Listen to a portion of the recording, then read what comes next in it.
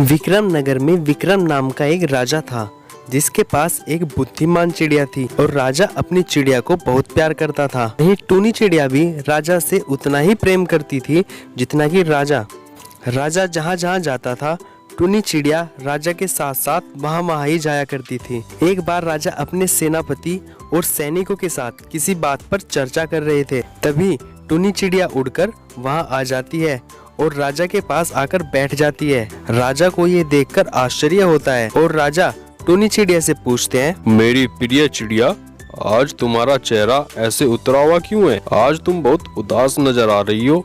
आखिर जो भी बात है बताओ, हम उसका हल अवश्य करेंगे, ये हमारा वचन है। राजा की बात सुनकर टूनी चिड़िया बोलती है, राजन, मैं काफी समय से अपने घर नहीं गई, इसलिए मुझे मेरे माता पिता की याद आ रही है। अगर आपकी आज्ञा हो तो क्या मैं कुछ दिन के लिए अपने घर चले जाऊं? राजा ने कहा, बस इतनी सी बात, चलो चले जाना, लेकिन जल्दी लौट आना। तुम्हारे जाने से यह महल हमें सूना सूना लगता है।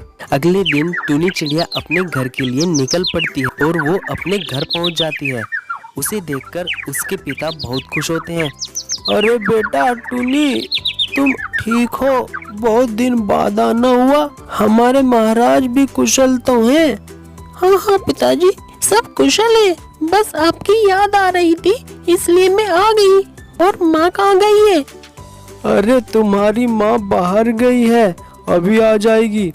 इतनी देर में टूनी चिड़िया की माँ बाहर से आ जाती है। तीनों बात करते हैं और इसी तरह हंसी खुशी में कई दिन बीत जाते हैं।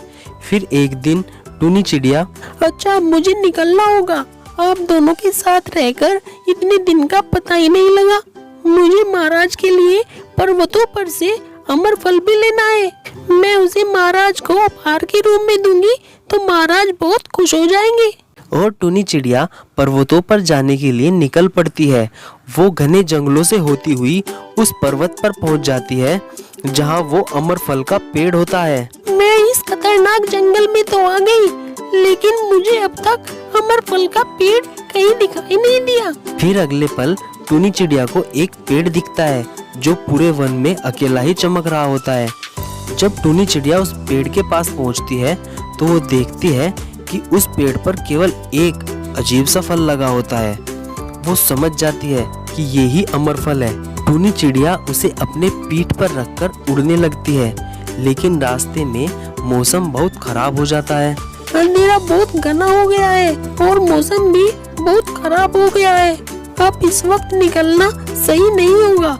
ऐसा करती हूँ, आज रात यही पेड़ के नीचे आराम कर लेती हूँ। और ऐसा सोचकर टूनी चिड़िया वहीं जंगल में एक पेड़ के नीचे आकर बैठ गई और धीरे धीरे थकान की वजह से उसकी आंख लग गई और वो फल जमीन पर रखकर वहीं सो गई।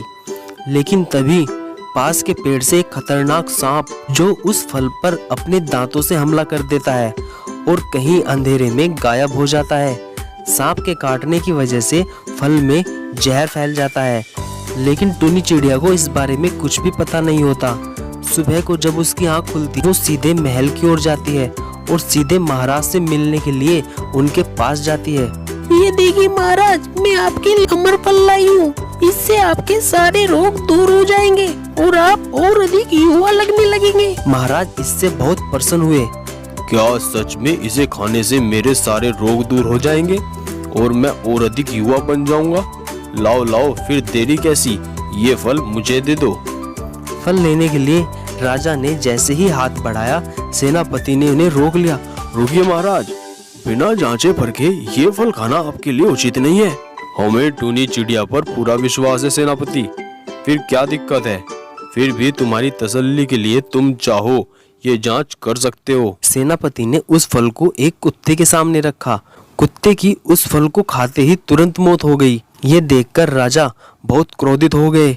उन्होंने सेनापति से कहा, इस चिड़िया ने हमें जान से मारने का प्रयत्न किया है सेनापति, इसे मृत्युदंड दे दो और इस फल को कहीं ले जाकर फेंक दो। सेनापति ने राजा का आदेश पाकर चिड़िया को तलवार से मृत्युदंड दे दिया।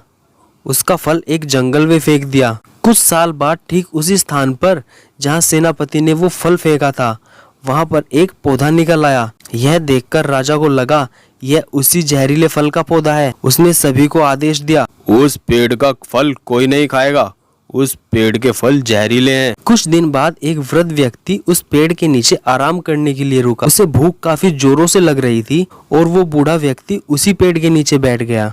उसने उसी पेड़ से फल तोड़ा और खाने लगा। फल खाने के बाद बूढ़ा व्यक्ति एकदम से जवान हो गया। जब राजा को इस बारे में पता चला तो राजा आश्चर्यचकित रह गया। उसे समझ आ गया कि वह फल जहरीला नहीं था। उसने बिना सच्चाई का पता लगाए अपनी प्रिय चिड़िया को मार दिया। उससे बहुत बड़ी गलती हो गई। इसके लिए वह मन ही मन खुद को कोसने लगा। इसलिए हमें जल्दबाजी में कभी कोई फैसला नहीं लेना चाहिए।